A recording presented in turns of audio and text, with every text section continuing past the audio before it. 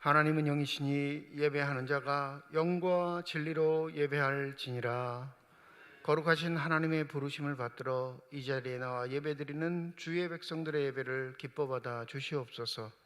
진실된 마음과 정직한 영으로 삼일체 하나님의 성호를 찬양하며 예배드릴 때 하나님이시여 영으로 임재하여 주시사 주님만이 주실 수 있는 평강이 저희 심령 가운데 가득 넘치게 하여 주시옵소서.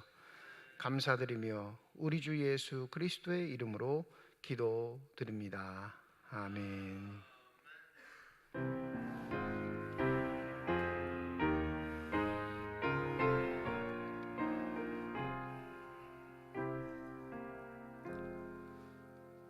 주 우리 하나님 하늘에 계시니 온천하 만민 주 앞에 찬송하네.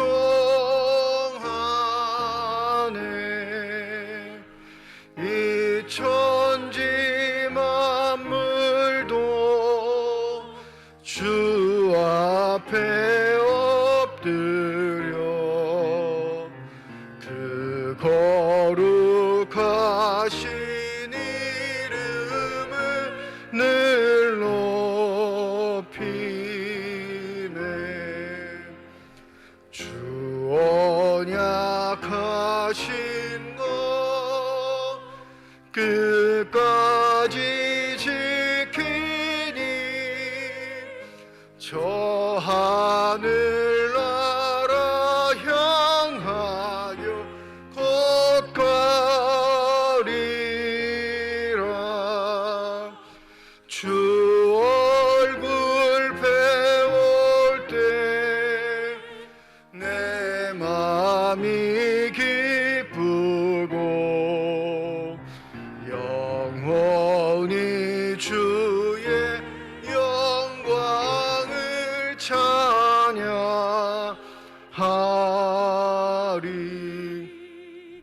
왕대왕 되신 주 하늘에 계시니 이 세상 죄악 이기신 구주 예수 저 천군 천사들 주옹이하고서 무성도 함께 영원히 늘 섬기네.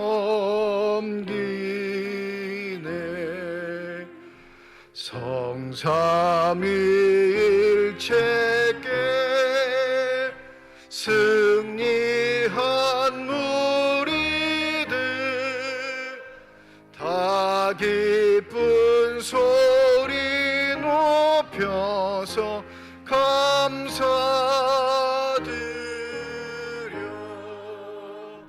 창조주 하나님 내 주님 되시니 주 앞에 나도 엎드려 경배하네.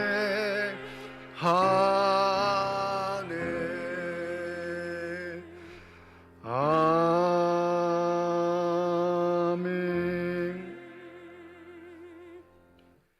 내가 산을 향하여 눈을 들리라. 나의 도움이 어디서 올까? 여호와께서 너를 실족하지 아니하게 하시며 너를 지키시는 이가 졸지 아니하시리로다.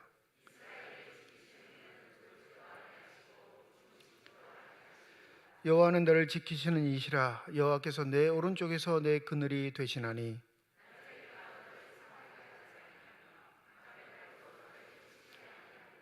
여호와께서 너를 지켜 모든 환난을 면하게 하시며 또 내 영혼을 지키시리로다.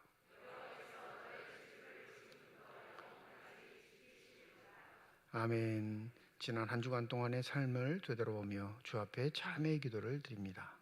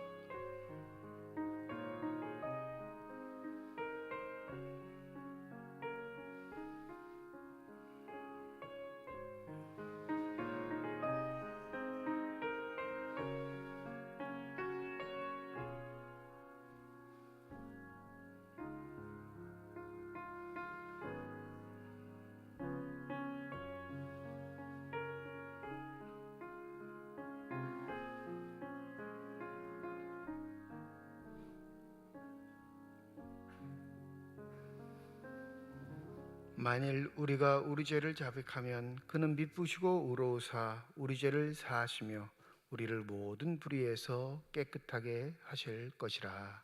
아멘. 나는 전능하신 아버지 하나님 전지의 창조주를 믿습니다. 나는 그의 유일하신 아들 우리 주 예수 그리스도를 믿습니다.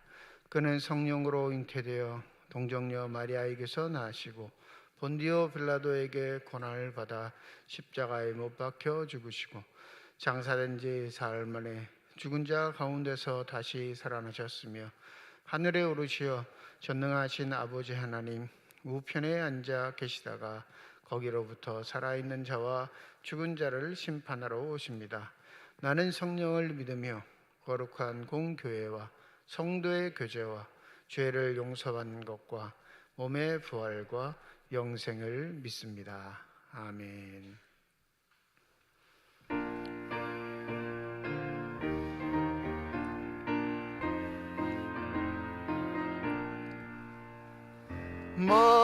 마음속에 근심 있는 사람 주 예수 앞에 달려라. 슬픈 마음 있을 때라도 주 예수께 아뢰라. 주 예수 앞에 달려라. 주 우리의 친구니 무엇이나 근심하지 말고 주 예수께 아뢰라. 눈물 나며 기쁨 한숨 쉴 때 주 예수 앞에 아뢰어라. 은밀한 죄 내게 있더라도 주 예수께 아뢰라. 주 예수 앞에 달려라. 주 우리의 친구니 무엇이나 근심하지 말고 주 예수께 아뢰라. 괴로움과 두려움 있을 때 주 예수 앞에 달려라. 내일 일을 염려하지 말고 주 예수께 아뢰라. 주 예수 앞에 달려라. 주 우리의 친구니 무엇이나 근심하지 말고 주 예수께 아뢰라. 죽음 앞에 겁을 내는 자여 주 예수 앞에 달려라. 하늘나라 바라보는 자여 주 예수께 아뢰라. 주 예수 앞에 달려라. 주 우리의 친구니 무엇이나 근심하지 말고 주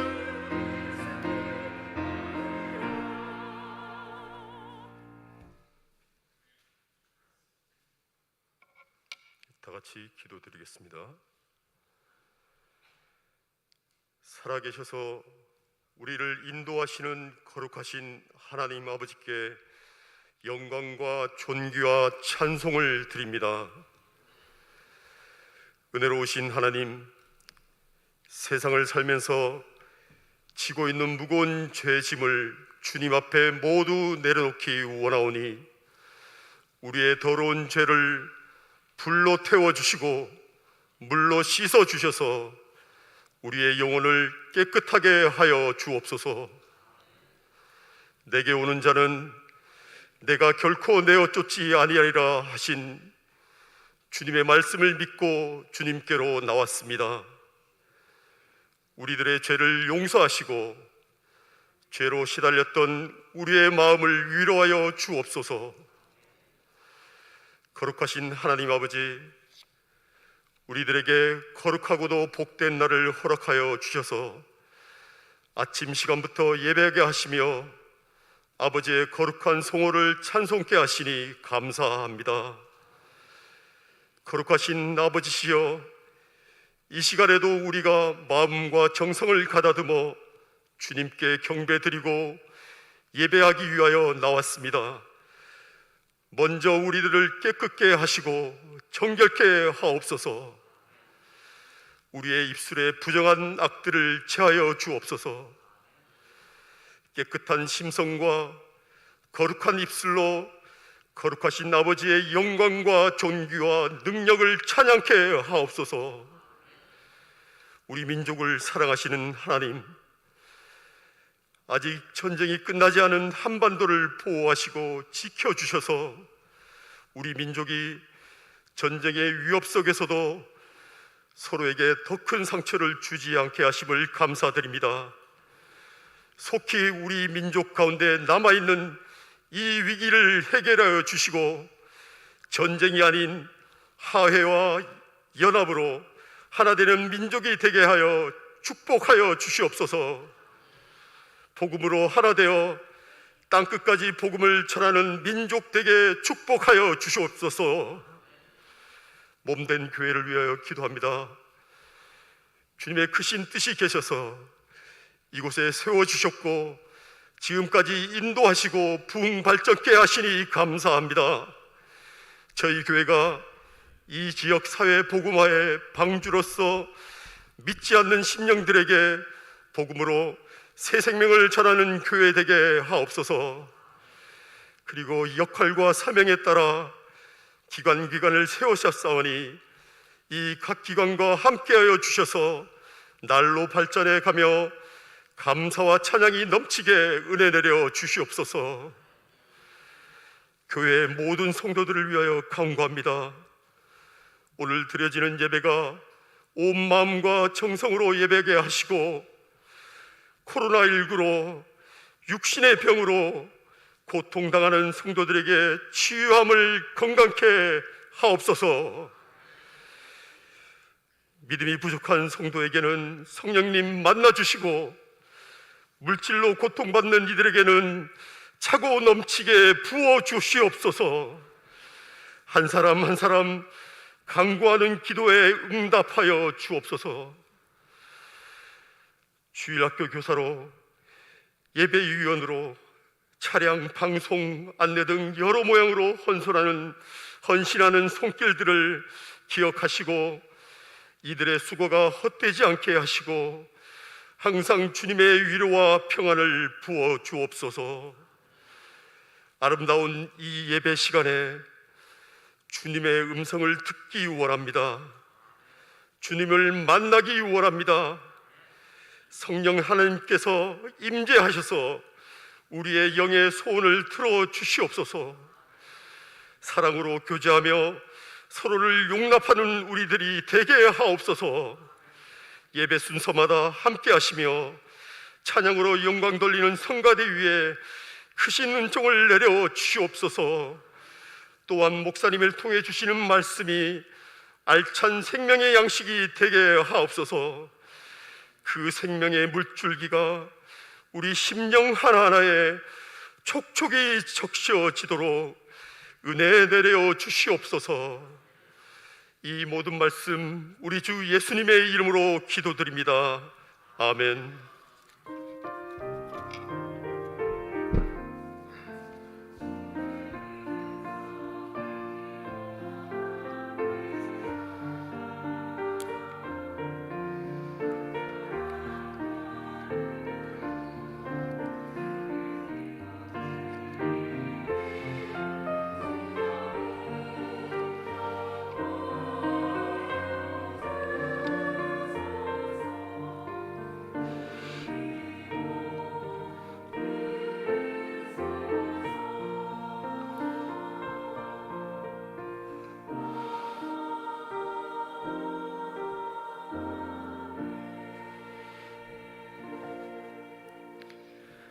성령 강림 후 19번째 주일 우리에게 주신 하나님의 말씀입니다. 구약성경 예레미야 31장 27절에서 34절까지의 말씀, 신약 성경 누가복음 18장 1절에서 8절까지의 말씀입니다.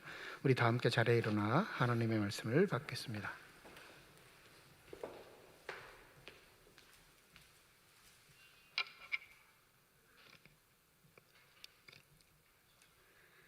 오늘 우리에게 주시는 하나님의 말씀입니다. 여호와의 말씀이니라. 보라, 내가 사람의 씨와 짐승의 씨를 이스라엘 집과 유다 집에 뿌릴 날이 이르리니 깨어서 그들을 뿌리 뽑으며 무너뜨리며 전복하며 멸망시키며 괴롭게 하던 것과 같이 내가 깨어서 그들을 세우며 심으리라. 여호와의 말씀이니라. 그때 그들이 말하기를 다시는 아버지가 신 포도주를 먹으므로 아들들의 이가 시다 하지 아니하겠고 신 포도를 먹는 자마다 그의 이가 신 것 같이 누구나 자기의 죄악으로 말미암아 죽으리라. 여호와의 말씀이니라. 보라, 날이 이르리니 내가 이스라엘 집과 유다 집에 새 언약을 맺으리라. 이 언약은 내가 그들의 조상들의 손을 잡고 애굽 땅에서 인도하여 내던 날에 맺은 것과 같이 아니할 것은 내가 그들의 남편이 되었어도 그들이 내 언약을 깨뜨렸음이라. 여호와의 말씀이니라. 그러나 그날 후에 내가 이스라엘 집과 맺은 언약은 이러하니 곧 내가 나의 법을 그들의 속에 두며 그들의 마음에 기록하여 나는 그들의 하나님이 되고 그들은 내 백성이 될 것이라. 여호와의 말씀이니라.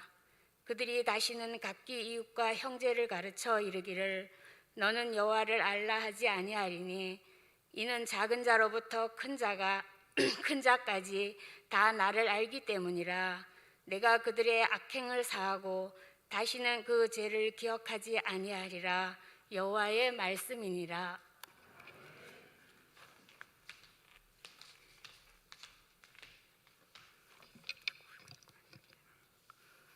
예수께서 그들에게 항상 기도하고 낙심하지 말아야 할 것을 비유로 말씀하여 이르시되 어떤 도시에 하나님을 두려워하지 않고 사람을 무시하는 한 재판장이 있는데 그 도시에 한 과부가 있어 자주 그에게 가서 내 원수에 대한 나의 원한을 풀어 주소서 하되 그가 얼마 동안 듣지 아니하다가 후에 속으로 생각하되 내가 하나님을 두려워하지 않고 사람을 무시하나 이 과부가 나를 번거롭게 하니 내가 그 원한을 풀어주리라.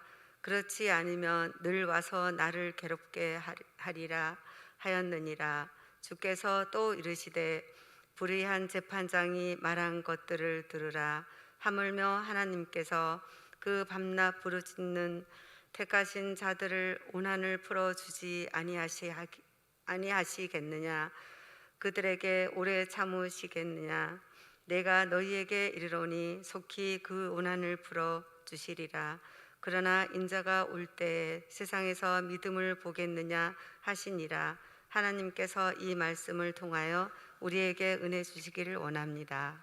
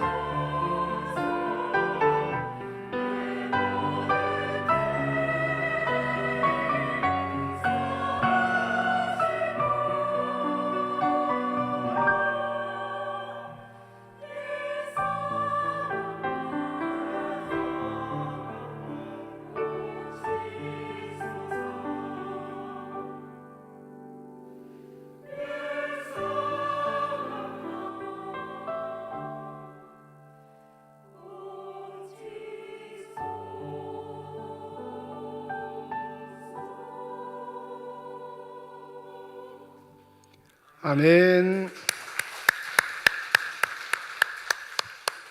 기도하겠습니다. 이 시간 우리들의 눈을 열어주시사 주 형상 바라보게 하여 주시옵시고, 이 시간 우리들의 귀를 열어주셔서 주 음성 듣게 하여 주시옵소서. 닫혀진 우리의 심령이 성령의 은혜 가운데 활짝 열려지게 하여 주셔서 하나님 아버지 마음속에 품고 계시는 기쁨과 평안과 만족이 넘치는 복된 시간이 되게 하여 주시옵소서. 감사드리며 우리 주 예수 그리스도의 이름으로 기도드립니다. 아멘. 어려운 시대를 살아갈 때 부모님들이 가졌던 지혜 중에 한 가지가 자녀들에게 무엇을 사줄 때 디자인과 여러 가지 여건들을 생각하지 않고 오래 낡지 않게 입고 신는 것을 사주는 게 보통 어른들의 지혜였습니다. 저는 3남 1녀의 가정에서 태어났는데 저의 위로 형님이 2분 계시고 누님이 1분 계셔요. 근데 형님과의 나이 차이가 둘째 형님하고는 9살, 큰 형님하고는 10살이니까 형님들 걸 뭘 물려받은 적은 없어요. 10년 터울이니까 뭐 물려받을 만한 게 없죠. 그래서 대부분 제 기억에는 없는데 어릴 적에는 누나가 입던 것 입고 누나가 신던 것 신겼다 이렇게 말씀하시더라고요. 위에가 누나니까 당연히 그 색깔이 빨간색이나 분홍색이었겠죠. 그러니까 남자아이인데 그런 걸 입고 다녔는데 제 기억에는 없습니다. 초등학교를 들어가니까 뭘 사주시는데 항상 그러신 거예요. 옷은 큰 거, 접어서 입고, 신발도 큰 거, 딱 맞는 게 아닙니다.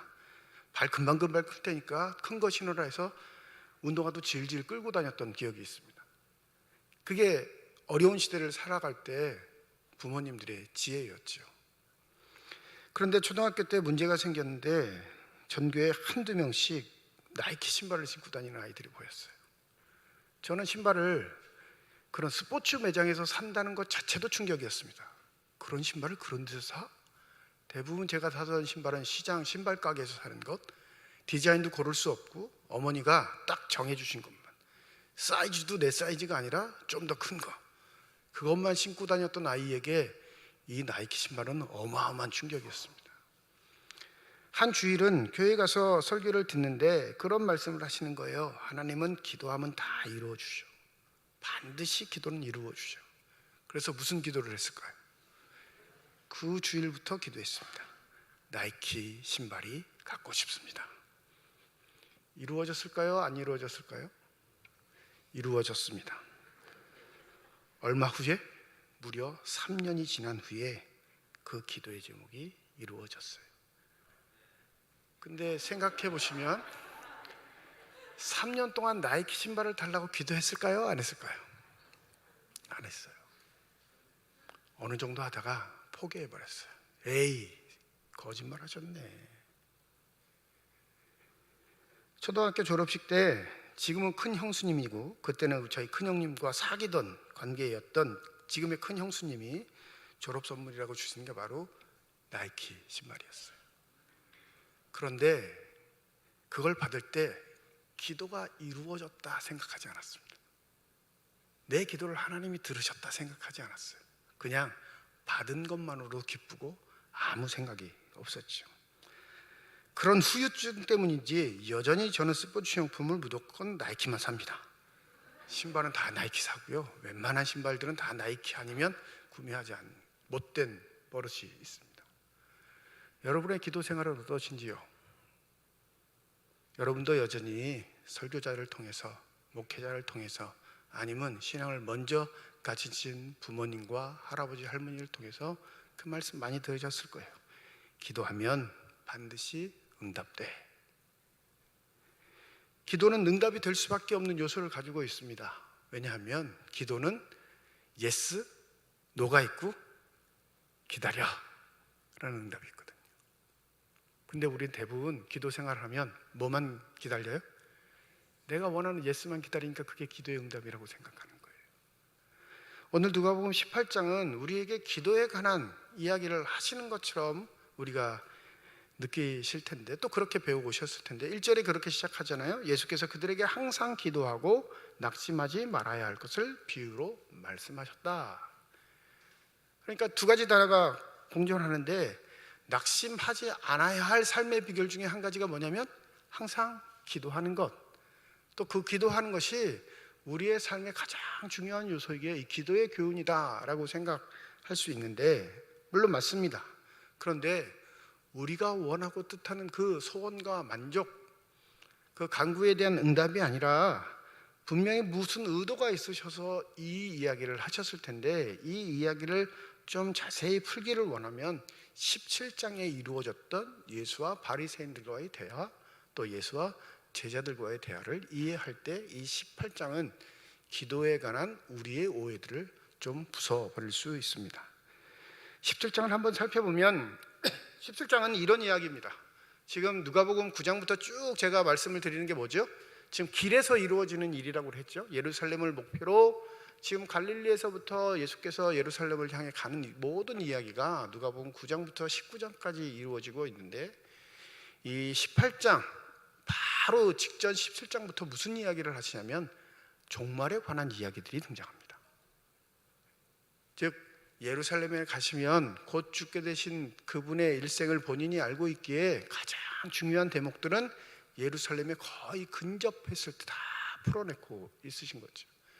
근데 예수님의 종말에 관한 이야기와 유대인들이 기대하는 종말에 관한 이야기는 사뭇 다릅니다. 유대인들은 종말에 관한 이야기를 할 때 늘 언제나 소망을 가지고 그 이야기를 해요. 무슨 소망이냐면 다윗 왕과 같은 태평 세대를 이룰 왕이 우리에게 올 것이다. 바벨론의 혹독한 시기로 로마 제국의 압제를 살아가고 있지만은 우리가 절망하고 포기하지 않는 건 그 메시아가 이 모든 세력들을 다 압제하고 우리에게 평화를 주실 텐데, 그 평화를 주시는 분이 오면 우리의 고통도 끝난다라는 기대로 종말에 관한 엄청난 기대를 가지고 살았습니다.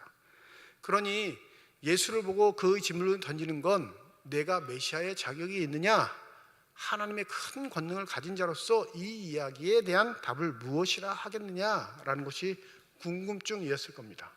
그러니 누가복음 17장에는 자신들이 가지고 있던 그 질문과 궁금증들을 예수께 얘기하고 예수는 고스란히 그 이야기에 대한 대답을 하시죠. 누가복음 7장 21절이 바로 그 대답에 대한 그 질문에 대한 대답입니다. 예수께서 대답하여 이르시되 하나님 나라는 볼 수 있게 임하는 것이 아니요 또 여기 있다 저기 있다고도 못하리니 하나님 나라는 너희 안에 있느니라. 메시아에 대한 궁금증을 갖고 있는 사람들에게 하나님의 나라를 이야기하시면서 그 나라는 어디에 있다고 말해요? 이미 너희 안에 있어. 이미 시작됐어. 내가 옴으로써 이미 그 하나님의 나라는 너희들의 눈앞에 확연히 펼쳐지지 않은 것처럼 오해를 가지고 있겠지만 이미 시작된 거예요. 알 듯 모를 듯한 대답을 하시는 거예요. 명쾌하지가 않아요. 그런데 제자들에게는 이렇게 말씀하시죠. 경고를 하십니다. 누가복음 7장 23절에 보면 사람이 너희에게 말하되 보라 저기 있다 보라 여기 있다 하리라. 그러나 너희는 가지도 말고 따르지도 말라. 번개가 하늘 아래 이쪽에서 번쩍이어 하늘 아래 저쪽까지 비친 같이 인자도 자기 날에 그러하리라. 그러나 그가 먼저 많은 고난을 받으며 이 세대에 버림바 되어야 할지니라. 제자들에게는 은밀한 것을 말씀하시는 것처럼 얘기했지만 역시 두루뭉실합니다. 제자들이 이해할 수 없는 말을 하시는 거예요. 하나님의 나라는 이래, 종말엔 이런 일이 있을 거야. 그 징조를 원했던 사람들에게 그 징조를 얘기하지 않으시고 뜬금없는 하나님의 나라는 너희 마음 안에 있어. 그런데 그거에 대한 의구심을 갖고 있던 제자들에게도 야, 소리 소문에 반응하지 말고 그냥 가만히 있어 뿐만 아니라 반드시 확실한 일이 하나 있는데 하나님의 나라가 온전하게 임하기 위해서는 인자가 고난을 받아야 한다라는 이야기를 하시는 거죠. 자신들이 하나님의 나라를 기대하고 소망하는 건 그 고난을 이겨내기 위함인데, 이 슬픔과 고통을 이겨내기 위함인데 예수께서는 반드시 고난이 있어야 할 것을 강조하시며 말씀하셨다는 사실에 우리가 주목해야 할 것입니다. 종말의 모든 것들은 다 풍문이었습니다. 사람마다 기대치도 다르고요, 원하는 것도 다릅니다. 그러니 자기가 믿고 싶은 것, 자기가 원하는 것, 뜻하는 것에 귀 기울이고 그 소문에 이끌려 살 수밖에 없는 거죠. 그러니 메시아를 기대하는 모든 사람들이 기대가 똑같은 게 아니고요, 다 자신들이 원하는 방향으로 그 종말을 준비하고 살아가고 있었던 거예요. 그런데 주님께서는 제자들에게 반드시 거쳐야 할 고난이 있다라는 것을 얘기하심으로써 예수의 가르침의 포인트가 어디에 있는지 제자들에게 정확하게 알려주셨습니다. 그러니 누가복음 18장은요, 그 고난의 시대를 살아가는 자들의 삶의 태도, 그 고난을 이겨내야 하는 사람들이 어떻게 살아야 할지를 우리에게 알려주시는 구절입니다. 여러분, 고난이 닥쳐오면 낭망하기 쉽죠. 고난이 닥쳐오면 어떤 것도 다 인내를 가지고 해내기가 어려웠습니다. 그럴 때 예수께서 우리에게 하신 말씀을 잊지 마시기 바랍니다. 항상 기도하고 낙심하지 말라. 우리가 올 한 해 히브리서를 읽고 또 히브리서를 쓰고 있는데, 이 히브리서가 바로 그걸 말하는 거예요. 고난의 시대를 살아가고 있는, 핍박과 순교의 시대를 살아가고 있는 그리스도인들이 갖춰야 할 삶의 지혜들이 히브리서에 그대로 반영되어 있거든요.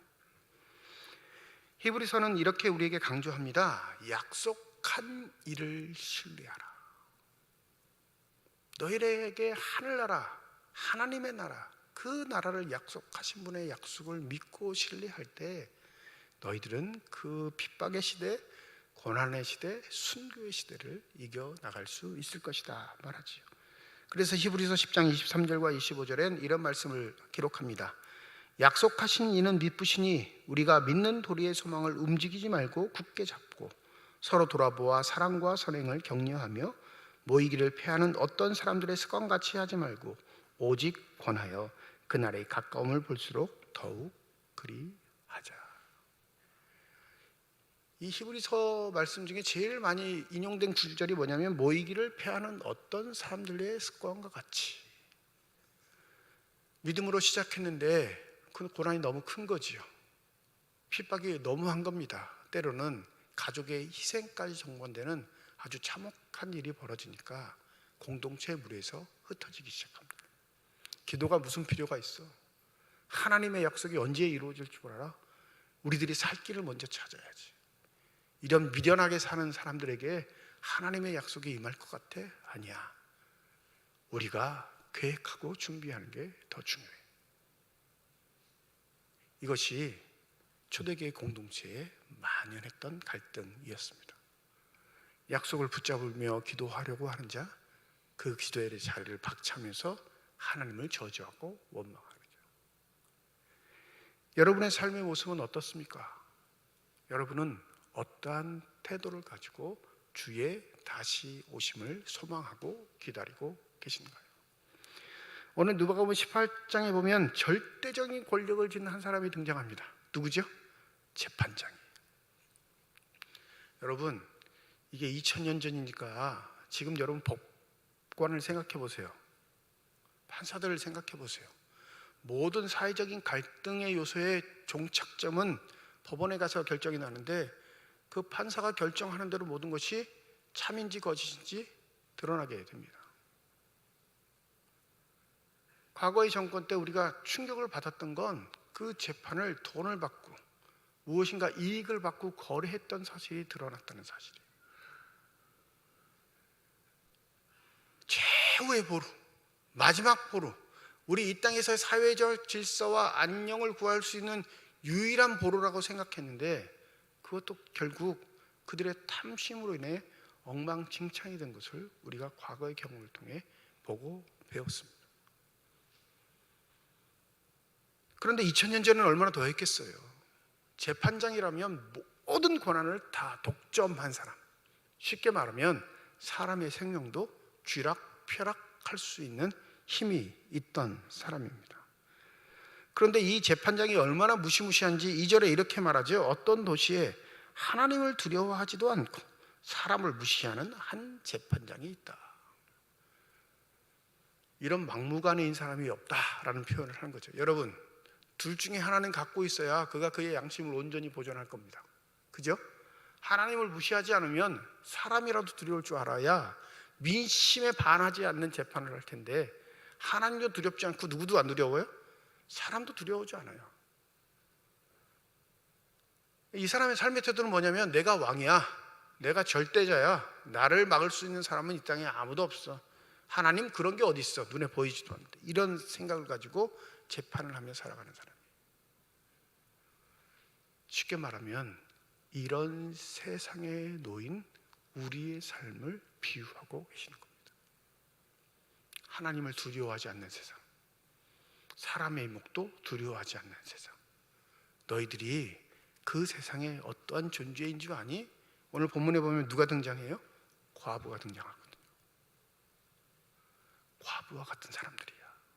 버려진 사람들, 아무도 관심이 두지 않는 사람들, 자신의 힘으로서는 살아갈 수 없는 사람들. 이 막대한 권력을 갖고 있는 재판장이 하나님도 두려워하지 않고 사람도 두려워하지 않으니 이 과부의 원한을 풀어줄까요? 풀어주지 않을까요? 풀어줄 이유가 없죠. 눈에 보이지도 않을 겁니다. 저 뭐 저래, 쫓아내, 매번 이렇게 반복했을 거예요.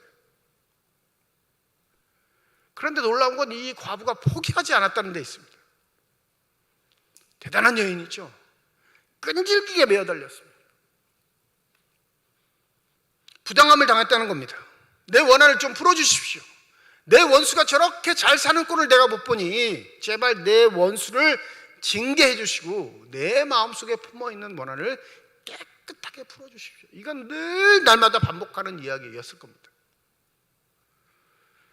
근데 빌미가 없어요. 이 재판장에게는 하나님을 두려워하든가 사람을 무서워하든가 둘 중에 뭔가 하나 해야 그의 양심이 발동이 될 텐데, 그의 관심이 과부에게 쏠릴 텐데 전혀 그런 게 없는 사람입니다.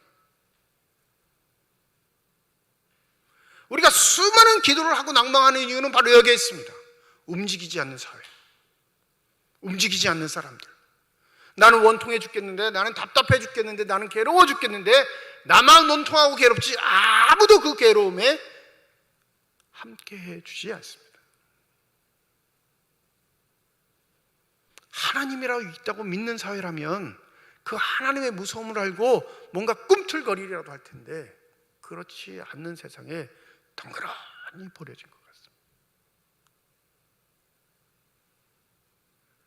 그 날마다가 낙심이고 좌절이고 절망.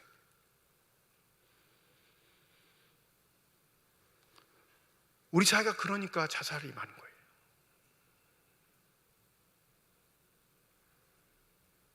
우리 사회가 그러니까 돈이 뭐든지 되는 것에 혈안이 된 사회로 변절되어 가는 겁니다.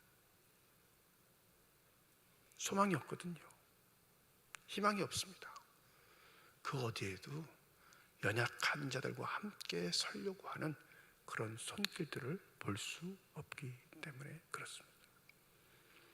여기 본문에 등장하는 과부와 같이 살아가는 거죠. 근데 오늘 본문에 보니까 4절에 뭐라고 하죠? 4절입니다. 그가 얼마 동안 듣지 아니하다가 속으로 생각하되 내가 하나님을 두려워하지 않고 사람을 무시하나 이 과부가 나를 번거롭게 하니 내가 그 원한을 풀어주리라. 그렇지 않으면 늘 와서 나를 괴롭게 하리라. 마음이 발동되는데 이상한 이유가 등장하는데 그 이유가 뭐예요? 귀찮아 죽겠다는 거예요. 저거 쫓아내는 것도 하루 이틀이지 날마다 저러니 이 재판장이 화가 난 겁니다. 어떤 화가 나요? 저 여인 때문에 걸거치는 거예요. 신경 쓰이는 겁니다. 원래는 저런 여인들을 신경 쓰지도 않고 편안하게 살았는데 아주 귀찮아 죽겠는 거예요.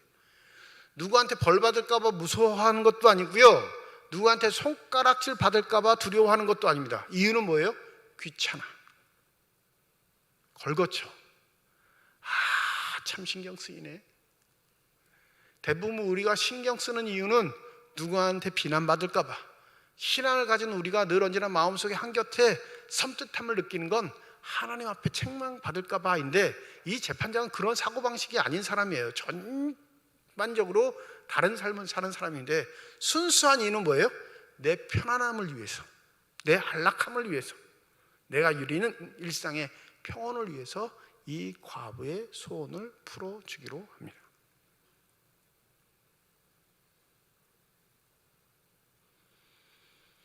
여러분, 그러면 이미 재판장은 이 과부가 온당한 판결을 받지 못했다는 걸 알고 있는 거잖아요.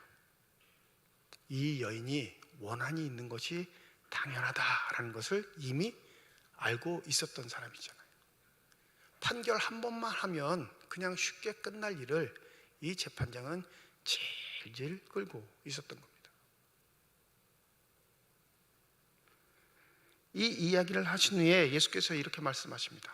불의한 재판장이라고. 이 불의한 재판장도 이 과부의 소원을 들어주는데 긍휼이 많으신 하나님이 너희들의 기도에 응답하지 않으시겠느냐?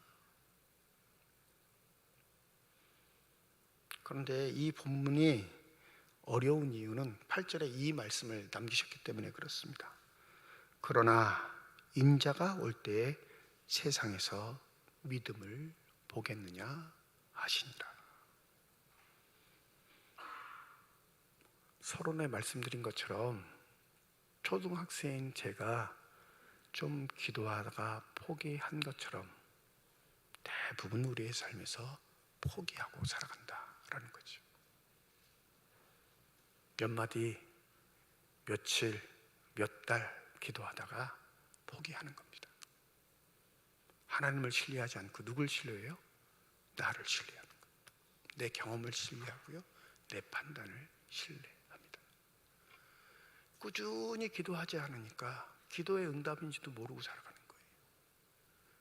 어느 정도 적정선이라 생각하고 기도하고 끝내버리니까 그것이 이루어졌음에도 불구하고 이루어졌는지도 모르고 그냥 살아가는, 어찌 보면 하나님을 믿는 게 아니라 내 판단과 결정을 믿으며 살아가는 어리석은 삶을 살고 있는 것이죠. 그러니 주님이 뭐라고 하시는 거예요? 내가 다시 올 때 재림의 날에 그 한결같은 소망과 약속을 품고 끝까지 기도하는 자를 내가 찾을 수 있을까? 그렇지 않을 것 같은데 라고 우리에게 다시 얘기하시는 겁니다. 여러분, 우리의 절망들, 우리의 원한들, 우리의 실패와 아픔들을 하나님이 반드시 온전히 해결해 주시는 그날이 올 줄 믿습니다. 내 살아온 욕심으로 하는 기도가 아닌 하나님의 나라를 바라보며 살아가는 사람들이 지켜야 할 하나님의 사람으로서의 태도, 그걸 포기하지 마세요. 여러분의 개개인의 기도의 제목을 놓고 열심히 기도하라 말씀드리는 게 아니라 하나님 나라에 합당한 하나님의 백성으로서의 삶의 태도를 잃지 말라라는 겁니다. 대부분 타협하지요. 대부분 까먹습니다. 남들도 그러는데 하며 자기 스스로를 정당화하지요. 삶이 기도인 것은 하나님의 율례에, 진리의 말씀에 어긋나지 않게, 그것이 세상에서 아무리 사람들이 혐오하는 것이고 세상 사람들이 손가락질하는 것이고 피해보는 것이어서 늘 언제나 전전긍긍하는 것일지라도 그 진리의 말씀대로 살려가려고 하는 우리의 끊임없는 노력들이 좌절되지 않도록 저와 여러분이 서로를 격려하고 그 진리의 말씀 안에 온전히 살아갈 수 있는 귀한 은혜가 있기를 소원합니다. 그게 이 과부가 갖고 있던 삶의 비결이었습니다. 그가 스스로가 불의한 일을 했으면 재판장이 이렇게 끈질기게 요구할 수 있었을까요? 아니에요. 그는 정당하게 자신이 바르게 살아가는 걸 확신했기에 반드시 온전한 재판장이면 그 결정에 자신의 원한이 풀어질 것이라 확신한 겁니다. 여러분, 우리가 안 되니까, 우리 스스로 힘으로 안 되니까, 우리의 결단으로 안 되니까 오늘 예레미야 31장에 뭐라고 하셔요? 새 언약을 너희에게 줄 텐데, 이제는 기록된 말씀이 아니라 무슨 말씀? 우리 마음속에 새겨진 말씀을 통해 그 말씀이 너희들을 이끄는 대로 살기만 하면 비록 그것이 너희에게 고난과 절망과 아픔을 가져다 준다 할지라도 그 말씀의 기운대로 자신의 삶을 살아가는 자에게 하나님이 반드시 응답하시겠다 약속하십니다. 우리가 타협하는 것, 우리가 욕심을 부리는 건 모르기 때문이 아니에요. 여러분, 지식이 없어서 망하는 경우는 극히 드뭅니다. 여러분, 교통법규 몰라서 교통법규 위반하나요? 녹색불에 건너가는 것 지식적으로 몰라서 여러분 빨간불에 건너가요? 너무 기초적이고 상식적인 걸 몰라서 우리의 삶이 어그러집니까? 몰라서 어그러지는 게 아니라요, 안 지켜서 어그러지는 거예요. 주의 말씀도 마찬가지입니다. 몰라서 우리가 망하는 것 아니에요. 아는데 지키지 않으니까 망하는 겁니다. 단 하루라도 그 진리의 말씀이 어떠한 능력으로 발휘되는지 지키려고 노력하는 저와 여러분이 되시기를 소원합니다. 그게 진리의 말씀이며 그 진리의 말씀에 내가 서 있으면 그 종착점은 반드시 승리입니다. 그날을 고대하시며 기도하시고 인내하시며 온전히 살아가실 수 있는 저와 여러분이 되시기를 주님의 이름으로 축원드립니다. 기도하겠습니다. 예수께서 자기가 세상을 떠나 아버지께로 돌아가실 때가 이른 줄 아시고 세상에 있는 자기 사람들을 사랑하시되 끝까지 사랑하시니라. 절대 포기하지 않는 하나님 아버지, 예수 그리스도, 성령 하나님의 사랑이 우리에게 있습니다. 문제는 우리가 포기하는 것입니다. 우리가 좌절하고 절망하는 것이고 하나님의 약속을 신뢰하지 않는 것입니다. 주님 부디 우리를 긍휼히 여기시사 어려운 시대를 살아가는 우리에게 지혜를 주실 때 기도하고 낙심하지 않는 신앙이 될 수 있도록 선한 손길로 우리를 인도하여 주시옵소서. 감사드리며 우리 주 예수 그리스도의 이름으로 기도드립니다. 아멘.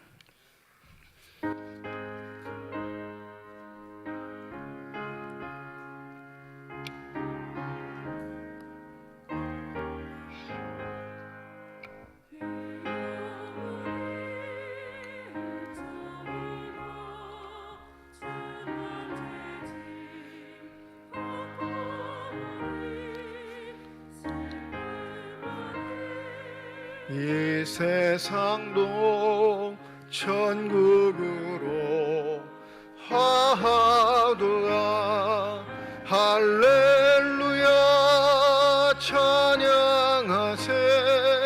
내 모든 죄 사함 받고 주 예수와 동행하니 그 어디나 하늘나라 높은 산이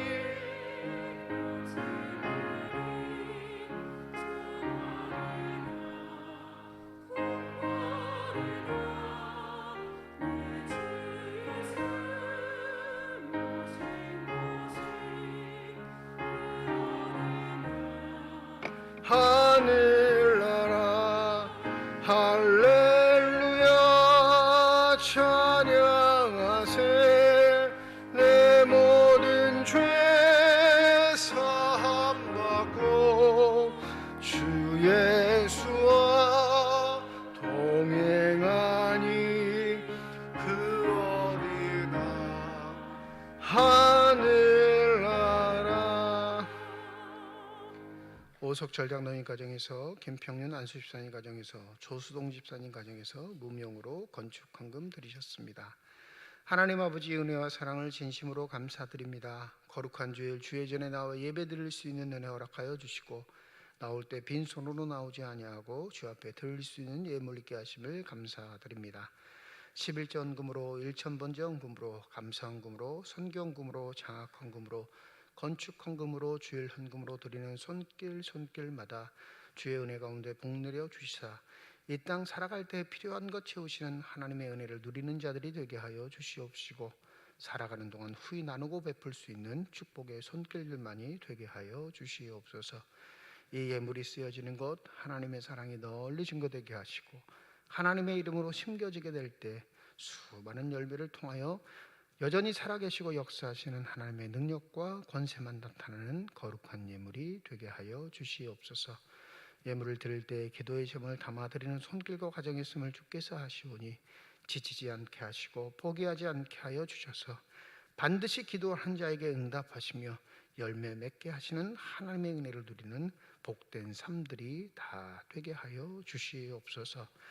주의 범된 교회를 섬기는 많은 일꾼들, 보이는 곳에서 보이지 않는 곳에서 수고하고 헌신하는 저들에게 주의 복을 더하실 때 먼저는 성령의 충만함 더하여 주셔서 한결같게 하여 주시옵시고 겸손하게 하여 주시옵시고 하나님의 영광만 드러내는 귀한 일꾼들이 되게 하여 주셔서 하나님의 칭찬을 누리며 하나님의 축복 속에 아름답게 살아가는 귀한 섬김이들이 되게 하여 주시옵소서. 오늘 임마누엘 찬양대 찬양을 기뻐 받으신 줄 믿습니다. 지휘자, 반주자, 대원들 한 사람 한 사람을 기억하여 주시고 저들의 찬양의 고백이 삶의 고백이 되게 하여 주셔서 하나님을 기뻐하시는 일에 하나님께 영광 돌리는 일에 아름답게 사용되는 귀한 삶들이 되게 하여 주시옵소서.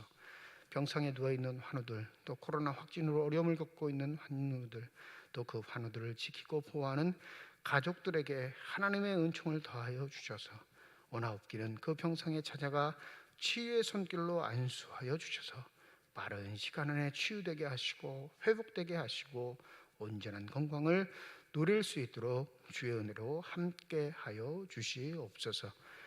모든 것 감사드리며 우리 주 예수 그리스도의 이름으로 기도드립니다. 아멘. 우리 함께 인사하겠습니다. 하나님의 축복이 여러분과 함께. 네, 감사합니다. 우리 옆에 분과 손 흔들면서 인사하시죠. 하나님의 축복이 옆에 계신 분과 함께. 네.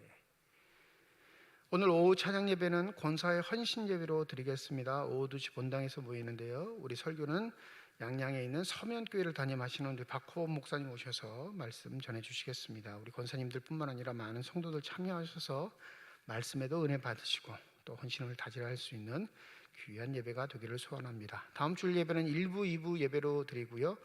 2부 예배 시에 우리 세례 입교 예식이 있습니다. 10월 금요일기도회 28일 금요일 저녁 9시 본당에서 모입니다.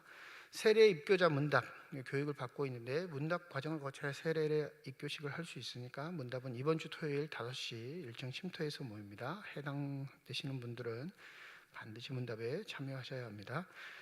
네 번째 성경 통독하고 있습니다. 매주 화요일부터 금요일까지 오전 10시 지하 예배실에서 시작하고 있으니까 원하시는 분들은 그 시간에 오시면 되겠습니다.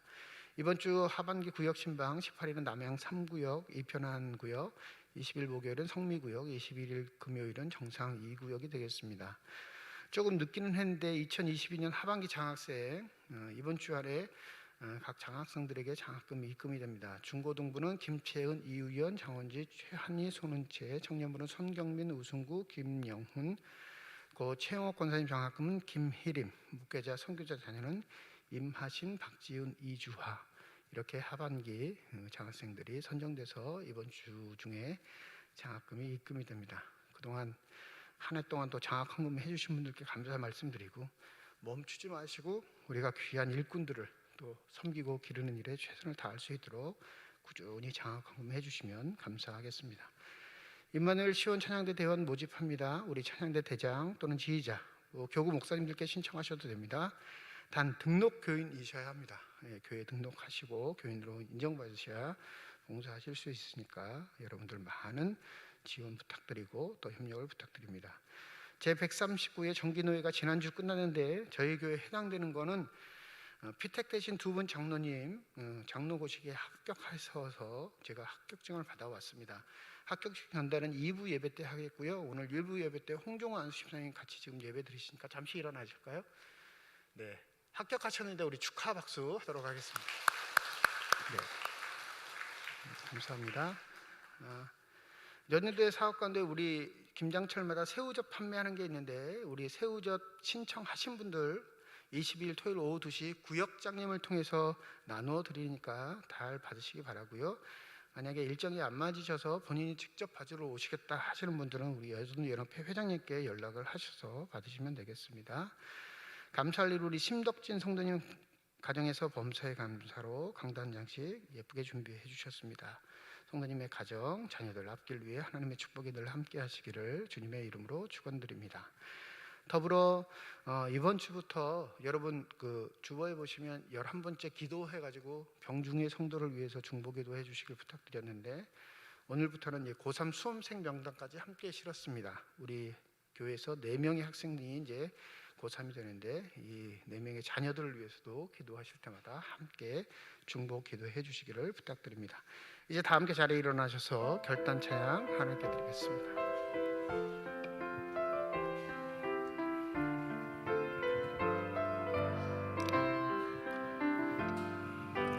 주님 다시 오실 때까지 나는 이 길을 가리라. 좁은 길 나의 십자가 지고 나의 가는 이 길 끝에서 나는 주님을 보리라. 영광의 내 주님 나를 맞아주시. 주님 다시 오실 때까지 나는 일어나 달려가리라. 주의 영광 온 땅 덮을 때 나는 일어나 노래하리. 내 사모하는 주님 온 세상 부주시라.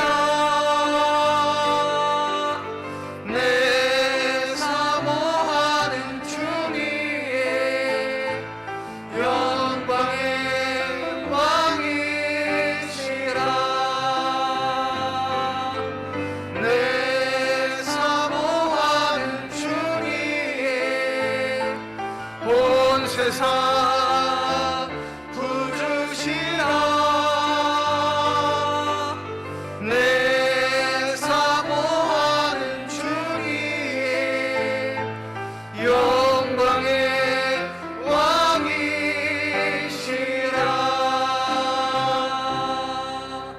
이제는 우리 주 예수 그리스도의 은혜와 하나님의 사랑과 성령의 교통하시고 내주하시고 역사하시고 충만하심이 어려운 시대를 살아가며 주의 도우심을 간구하는 기도의 인내를 가지고 살기를 소원하는 주님의 거룩한 자녀들, 이들의 가정과 일터와 앞길 위에 이제로부터 영원토록 함께 하시기를 간절히 축원하옵나이다. 아멘.